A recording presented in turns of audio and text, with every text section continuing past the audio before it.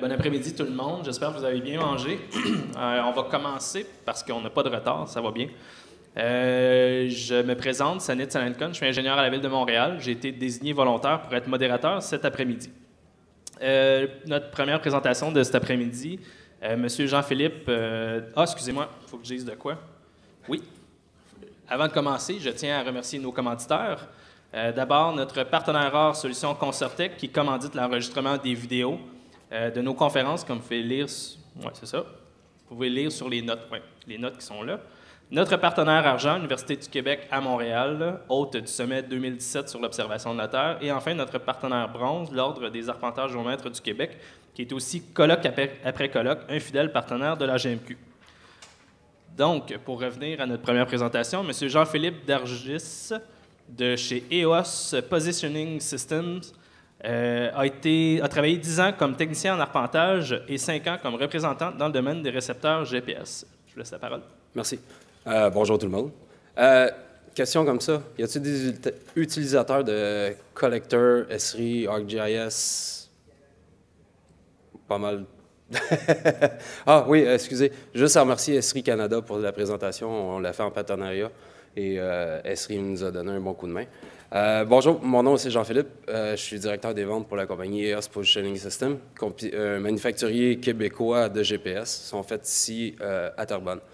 Je vais vous parler un peu de notre récepteur un peu plus tard, mais là, présentement, je veux juste vous apporter le point de mon but, en fait, de qu'est-ce que je veux faire sensibiliser, vous sensibiliser. Est-ce qu'avec Collecteur, vous utilisez seulement le GPS interne de votre tablette ou vous avez des récepteurs externes pour plus de précision en général? Les deux? Les autres, c'est-tu juste Collecteur, pas juste avec la tablette? OK.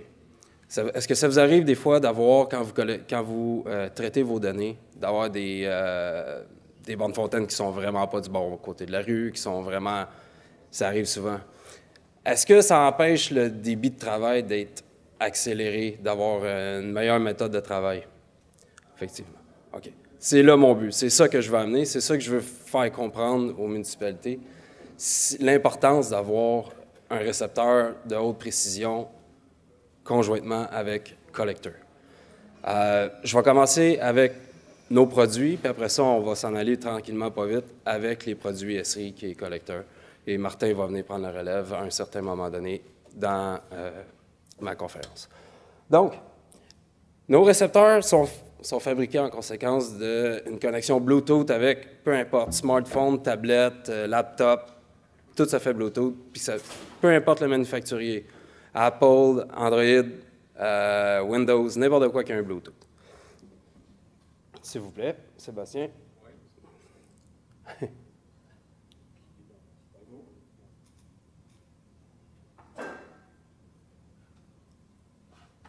Ça va?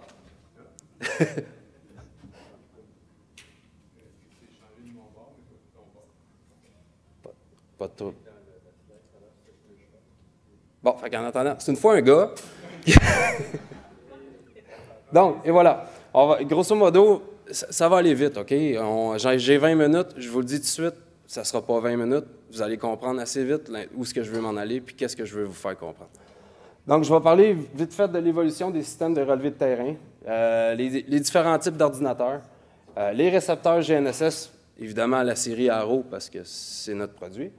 Logiciel terrain, comment choisir? En fait, le choix est assez simple. C'est Collector le best. Puis je ne travaille pas pour Esri, mais c'est vraiment ça. Et puis, si vous avez des questions à la fin, ça va me faire plaisir de vous répondre. Merci. Donc, au début, je ne sais pas s'il y en a un là-dedans qui reconnaissent des appareils. Là. On avait les vieux March, on avait le March 2 avec le gros système RTK et on avait les tout en 1. Avant, c'était des OS exclusifs. Donc, ça veut dire qu'une marque avait son propre système d'exploitation. Il y avait le MS-DOS, il y avait les vieux ordinateurs de main, Windows Mobile, fallait du post-traitement pour arriver avec une certaine bonne précision. Et il y avait toute l'ARIA de traîner le gros système de radio et de modem pour faire du RTK. Et après ça, un peu plus tard, ils ont inventé le cellulaire. Mais la technologie n'était pas tout à fait là encore. Et puis, finalement, le smartphone et les tablettes. Et c'est là que l'ère de la technologie, de tout le relevé terrain, a pris vraiment son envol. Ça a ouvert le marché sur plein... Le marché puis les options pour vous, le monde qui travaille sur le terrain, de pouvoir travailler avec qu'est-ce que vous aimez. Moi, je suis un gars d'Apple, j'ai des iPhones, j'ai un iPad, je travaille avec Apple. Moi, je suis un gars d'Android, bien, je travaille avec Android, je suis un gars de Windows, je travaille avec du Windows. Fait que c'est ça que ça allait amener. Et puis, un paquet d'applications, de software. Avant, on avait 2-3 softwares que tout le monde connaissait. À cette heure, il y en a une multitude. Et, je vous dis, pour moi, le best reste Collector de Esri. Pour le terrain, évidemment. Là, je ne vous parle pas du bureau. Et, pour ajouter à tout ça, comme la cerise sur le Sunday, pour avoir une belle petite précision, nous, on a inventé nos récepteurs qui communiquent Bluetooth de haute précision. Le moins précis qu'on a, les entrées de gamme, c'est le Light et le 100. C'est des récepteurs simple fréquence qui utilisent le S-Bass, qui est un système de correction gratuite, qui donne 60 cm en 2D RMS à 95 % confident. Donc, les systèmes modernes de collecte de données, c'est pas compliqué, ça consiste en 3 composantes. Un ordinateur, logiciel terrain, puis un récepteur GNSS. Ces systèmes-là offrent du positionnement haute précision en temps réel. À cette heure, c'est ça qu'on veut, du temps réel. Même Esri est rendu là avec les systèmes de cloud, tout le kit. On veut tout maintenant. Donc, S-Bass gratuit, les réseaux RTK, puis aucun post-traitement nécessaire. Donc, ça veut dire que ta position sur le terrain, c'est la position. Tu n'as pas besoin de te réassurer dans un post-traitement puis de repartir ta patente à zéro. Puis, ça nous délivre, comme je disais tantôt, de toutes les plateformes exclusives. Donc, un fabricant a son propre software avec sa propre plateforme. Puis, ça s'intègre à votre débit de travail, puis à de façon transparente, puis ça vous fait sauver du temps et de l'argent. C'est là que je ramène à la précision des points. Exemple, monsieur ici, il dit que ça arrive souvent, exemple, qu'une bonne fontaine n'est pas à la bonne place, et de l'autre bord de la rue, puis tout le kit. Autant le gars sur le terrain, quand il retourne soit aller la peinturer, faire une réparation, ou que la personne qui traite les données au bureau, bien, on s'entend que c'est pas loin d'être le double du temps à passer, à faire peu importe l'activité. Ça ne paraît pas sur une bonne fontaine. Mais si on fait une ville au complet, bien, au bout de la ligne, il y a beaucoup de temps et il y a beaucoup d'argent investi. Merci. Donc, il y a plusieurs systèmes d'exploitation. Vous choisissez celui que vous voulez. On est rendu là. C'est un air ouvert à cette heure. C'est Apple, Android, Windows. Connectivité et compatibilité Bluetooth. Nos récepteurs sont pas difficiles si vous autres le boss. Fait que si vous dites, moi, c'est Apple, bien, je travaille avec Apple. Les services de localisation embarqués, c'est surtout qu'est-ce que la tablette ou le smartphone va utiliser par lui-même. C'est la puce GPS. Apple, c'est un Core Location qu'on appelle. Android, c'est une carte GPS. Puis, on s'en va de plus en plus vers l'accès aux métadatas GNSS. Ce qui donne un métadata, savez-vous c'est quoi? C'est toutes les informations qui sortent du GPS, le HDOP, PDOP. Un petit coussin, monsieur? Excusez. Donc, HDOP, PDOP et RMS. S'il vous plaît. Donc, notre mentalité, nous, c'est d'amener de la haute précision dans la communauté SIG, que ce soit du submétrique ou du RTK. Bien sûr, nous, on préconise le positionnement en temps réel, parce que le post-traitement, c'est laborieux, c'est long, puis ça coûte de l'argent. Encore une fois, la compatibilité et la connectivité. Solution compétitive, puis à l'épreuve du temps. Ça veut dire que, tu sais, Apple va rester Apple, Android va rester Android. Fait que peu importe sur quelle plateforme ils vont s'aligner, peu importe à quel chiffre de firmware ils sont rendus, pour le récepteur, nous autres, ça ne change absolument rien parce que c'est juste le Bluetooth. Fait que si vous achetez un Arrow, ben votre récepteur il est bon jusqu'au temps que vous passez à travers. Merci. Donc, l'entrée de gamme, c'est le Arrow Lite. Simple fréquence, GPS seulement, avec le S-Bass, qui est le WAS ici en Amérique du Nord. On a la Coast Technology qui est faite pour, exemple, vous travaillez, vous arrivez en dessous d'un overpass, d'un pont, bien, il va continuer à vous envoyer une correction pendant 40 minutes. Vous allez rester en submétrique pendant 40 minutes. Bien sûr, vous avez le temps en masse de passer en dessous, mais vous allez être capable de prendre un point en dessous du pont. Les batteries sont remplaçables sur le terrain. C'est la petite partie ici, là. Juste une vis à dévisser, ça s'enlève. Et puis, encore une fois, compatible avec peu importe la plateforme. Et puis, ce modèle-là, c'est le plus économique qu'on a, puis c'est le modèle d'entrée de gamme.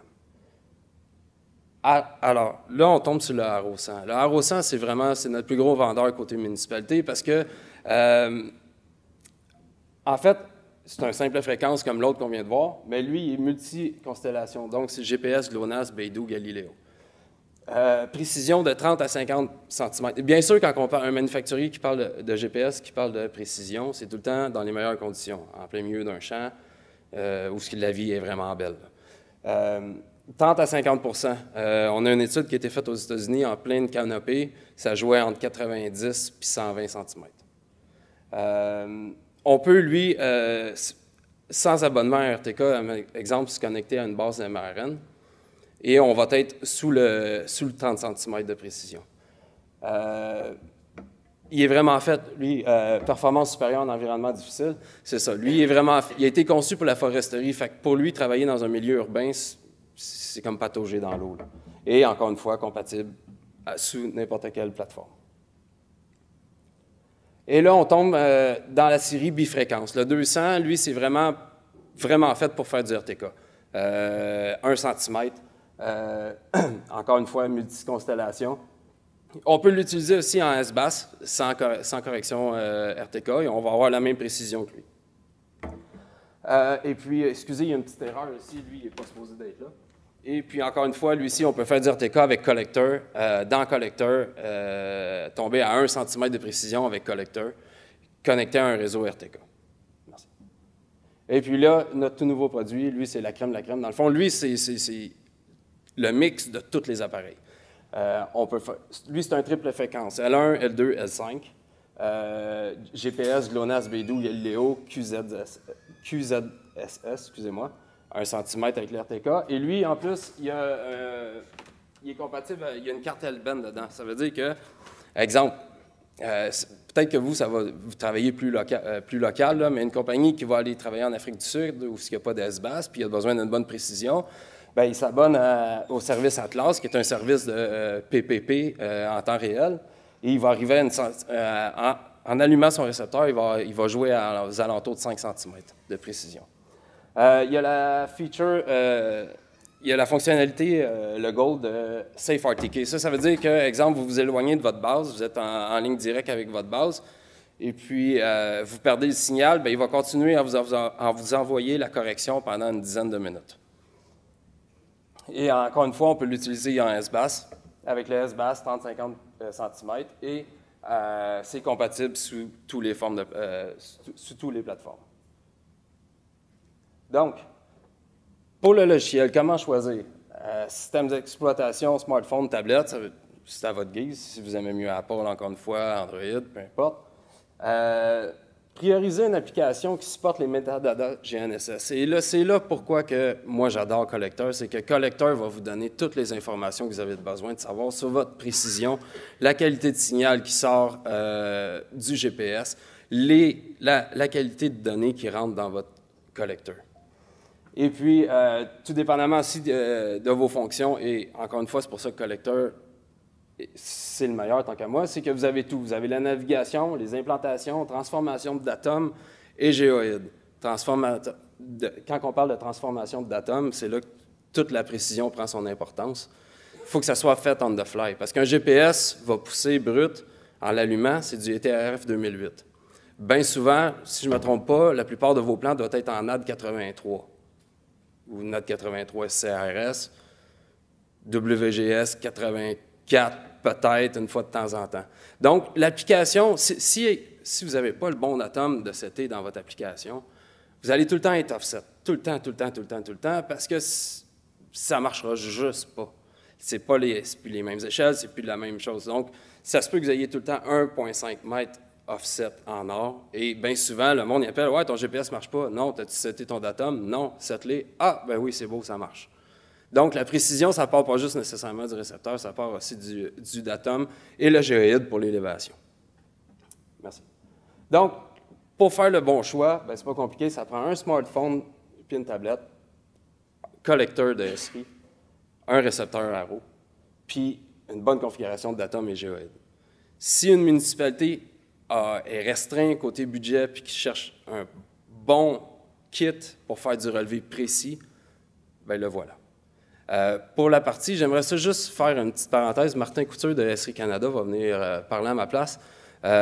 Juste parler un peu des datums puis de la conversion, excusez-moi, j'ai le terme en anglais, on the fly, là, mais sur le terrain des datums. Donc, ça veut dire, le GPS, exemple, il pousse du ITRF 2008, mais je veux que ma carte soit en NAT 83 pour faire la conversion directement dans le collecteur. Martin, merci beaucoup tout le monde.